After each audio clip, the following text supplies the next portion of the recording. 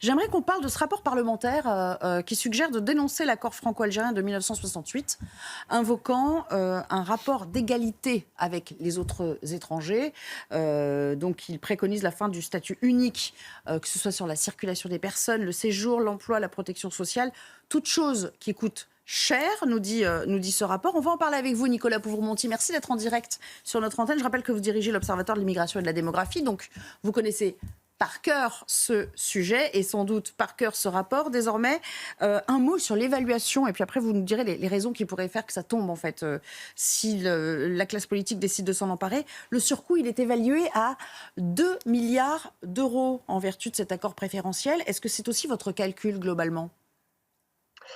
Écoutez, il faut dire que le député Rodwell, dans le cadre de cette mission d'évaluation, s'est heurté à un manque de coopération assez criant de la part des administrations qui étaient censées lui fournir toutes les données pour faire un calcul efficace. Ce rapport, il est extrêmement dense, extrêmement riche. L'Observatoire d'immigration a eu l'occasion d'y participer et de l'alimenter. Et le coût global de 2 milliards auquel arrive le député Rodwell est un coût qui est explicitement prudent. C'est le contraire d'une surévaluation. Il y a deux dimensions majeures dans ce coût de 2 milliards. Une partie qui équivaut à 1,5-2 milliards liée à un surcoût de prise en charge sociale lié aux dispositions de l'accord franco-algérien qui à la fois facilite certains types d'immigration très dépendantes au système de prise en charge sociale et facilite l'accès à certaines prestations, d'une part, et d'autre part, un surcoût lié au traitement administratif, policier, juridictionnel de l'immigration irrégulière des Algériens, qui est elle aussi facilitée par les dispositions de l'accord. D'accord, mais les trois quarts quand même sont imputables à tout ce qui est protection sociale. C'est du fait du rapprochement familial avec des familles souvent nombreuses, j'imagine. C'est ça l'idée, oui. Absolument, il y a deux raisons à ça. Il y a d'abord effectivement le type d'immigration qui est facilité par cet accord. L'immigration familiale, l'immigration algérienne, pardon, est l'une des plus familiales que nous recevons aujourd'hui. L'an dernier, 55% des premiers titres de séjour qui ont été accordés à des Algériens l'ont été pour motif familial. C'est 2 fois plus que la moyenne des nationalités. Et donc, ça implique un type d'immigration qui n'est pas directement corrélé aux besoins de l'économie. Ça crée du coup évidemment des besoins particuliers de prise en charge. On a 40% des ressortissants algériens en France qui ne sont ni en emploi, ni en études, ni à la retraite. On a une surreprésentation dans le logement social. Donc il y a tout ça d'une part. Et d'autre part, certaines dispositions de l'accord franco-algérien et des conventions qui lui sont associées rendent plus facile le fait d'accéder, par exemple, au RSA. C'est-à-dire que les Algériens sont dispensés de la condition ordinaire qui consiste à disposer depuis au moins 5 ans d'un titre de séjour permettant de travailler en France pour toucher le RSA. Donc à la fois plus de besoins et plus de facilité pour avoir ces aides. Deux petites questions encore, et puis après on y intégrera bien sûr Marc Hainaut et Yohann Usaï qui peut-être même auront des interrogations. Lorsque ce rapport dit c'est une question d'égalité avec les autres étrangers, ça commence déjà par les autres pays du Maghreb, parce qu'on rappelle que et la Tunisie et le Maroc, qui ont quand même un gros contingent de ressortissants qui viennent chez nous aussi, ne sont pas du tout logés à la même enseigne. Il y a déjà de grosses disparités. Absolument. Cette question du caractère très dérogatoire et particulier de l'accord franco-algérien, elle pose 3 difficultés. Il y a un enjeu d'égalité majeur qui est soulevé par le rapport.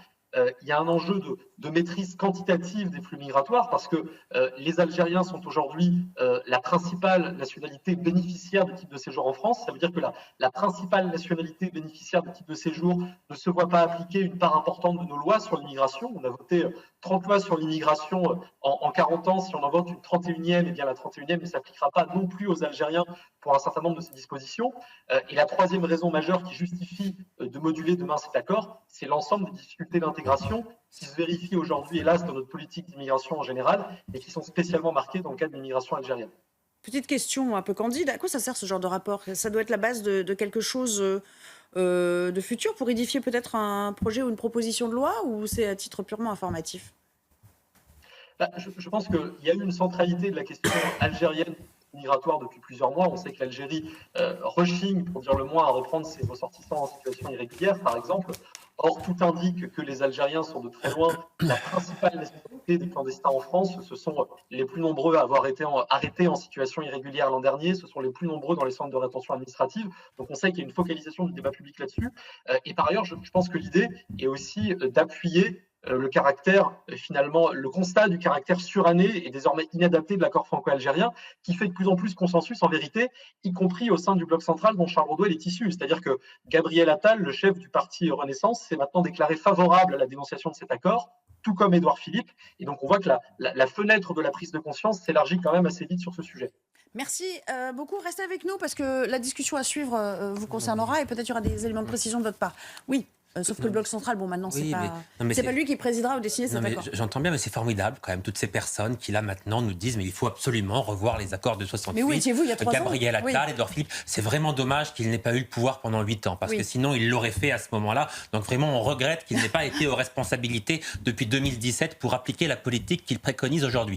Bon, moi, je crois qu'il se fiche de nous, en réalité, parce que nous constatons chaque jour que nous vivons, hélas, dans un pays qui est suicidaire. Vous voyez bien les chiffres qui ont été donnés là, sont des chiffres absolument effarant.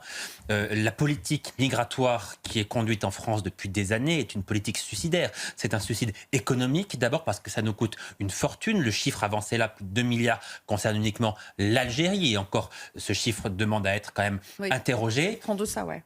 Mais suicidaire, un suicide économique, un suicide identitaire, un suicide culturel, un suicide sécuritaire.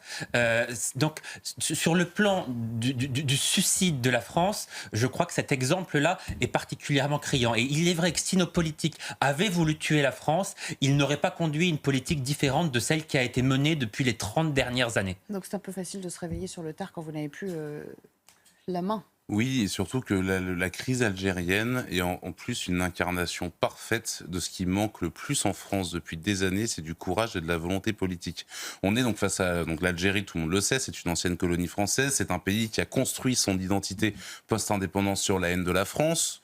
Donc déjà, ça c'est le premier point. Je reproche pas du tout aux Algériens d'aimer leur pays, d'avoir de la fierté pour l'Algérie, etc. C'est pas le sujet. Le seul problème, c'est qu'encore une fois, on est avec un pays qui se construit sur la haine de la France et qui surtout face à un pouvoir algérien qui masque ses propres défaillances en trouvant systématiquement le bouc émissaire français. Ça, c'est le premier point. Et le deuxième point, c'est qu'on l'a bien vu avec les nombreuses crises algériennes qu'on a traversées depuis des années. Le pouvoir algérien systématiquement se repaît de notre faiblesse, de notre absence de volonté, parce que on est face à une nation qui ne connaît que le rapport de force, qui ne connaît que les déclarations. Et face à cela, on a eu des ministres et d'un président qui sont contentés de dire attention, on va faire des réponses graduées. Alors qu'en réalité, on a bien vu, ça ne marche pas. On a perdu un nombre d'années considérable à se faire balader par Alger. Tout cela pour à la fin avoir effectivement en fin de règne un bloc central qui se réveille et qui dit tiens, peut-être qu'au fond, il faudrait faire quelque chose. Et ça va être comme la suspension de la réforme des retraites. Tout cela va être bazardé en 2028, 2029, 2030. Et puis ce sera pour les prochains, puisqu'après nous, le déluge. Eh bien, il va s'en passer des choses en 2027. Un petit mot de complément, Nicolas Pouvremonti. Oui, bien sûr, pour rebondir sur ce qui a été dit, 2 choses. La première, très paradoxale, c'est qu'effectivement, le régime algérien ne manque jamais de mots contre la France. Or, il y a de manière confirmée une spécialisation française de l'immigration algérienne en Europe. C'est-à-dire que la France accorde à elle seule les 2/3 des nouveaux titres de séjour chaque année qui sont accordés à des Algériens. Donc, c'est vraiment très concentré en France, l'immigration algérienne, par rapport à l'immigration marocaine, par exemple, qui est diffusée plus largement en Europe. Ça, c'est le premier point.